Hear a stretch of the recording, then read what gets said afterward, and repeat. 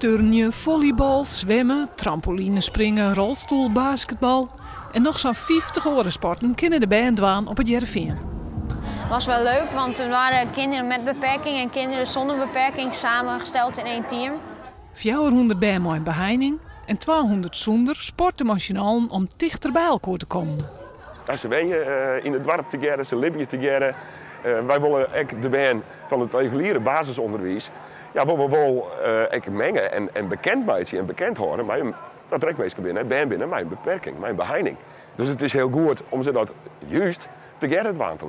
En dat helpt elkaar en dat rent prima. Ik vind die combinatie wel heel leuk, maar ook wel weer heel apart. Want ja, kinderen zonder een beperking die hebben nog niet echt meegemaakt hoe het is om met kinderen met een beperking te sporten.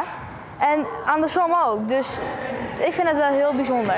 Omdat hun bijvoorbeeld nog nooit in een rolstoel hebben gezeten, maar wij kunnen dan bijvoorbeeld niet goed bewegen. Dus dan hebben we alle twee nadelen. En het is goed om allebei dat initiënt te litten, vindt de Cornelia Stichting, de aanjager van het evenement. Wanneer mensen een beperking hebben, dan hebben we de neiging om naar die beperking te kijken. En daarnaast kunnen ook kinderen zoveel andere zaken. En het is ook goed dat volwassenen, kinderen die geen beperking hebben, op die manier leren te kijken naar anderen.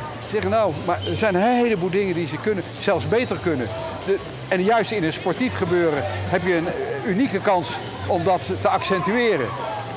Nou, wel leuk. Want ja, het is gewoon bijzonder dat je dan kinderen zo blij ziet zijn dat ze mogen sporten met andere kinderen.